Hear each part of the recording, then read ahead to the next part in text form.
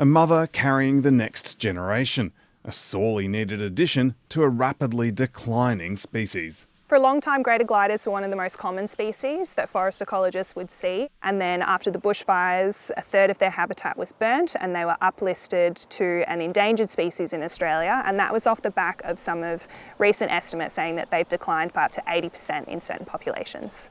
Federal legal protections for endangered species like these don't apply to native forest logging. And some of these trees are set to be logged in the coming months. We know that native forest logging is having an extreme impact on this species. Not only is it the impact on the ground, but it's also exacerbating the other threats that they're facing. In New South Wales, the government-owned Logging Corporation is required to survey for greater gliders prior to logging. But the Environmental Protection Authority only requires the loggers to survey about 10% of a logging area. The government is not serious about protecting this endangered species. We estimate that they're probably finding about 1% of the greater glider den trees that are in any particular forest. So several groups joining together as the Forest Network took matters into their own hands. Working with high-tech drones and expert operators, they did their own surveys. And the results were startling. In the Talaganda State Forest near Canberra, the Forestry Corporation found just 7 glider dens. Conservationists found 111.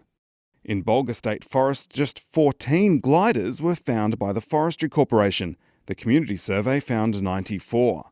In total, across 4 state forests, the community surveys found more than 3 times as many gliders as Forestry Corp and more than 10 times as many glider den trees. Forestry Corporation has a vested interest in not finding greater gliders because they do trigger a minimal protection. This is a political argument trying to end a native timber industry. Yes, the threats. James Euster represents the logging industry in New South Wales. He and Forestry Corporation both say the high numbers of gliders found by the conservationists show the industry is doing a good job. Things start to get a bit wacky by activists when they start to say we're seeing high numbers of greater glider populations within a highly managed state population of state forests, therefore we need to shut those forests down. The trees identified as den trees by the community surveys will be protected by law now.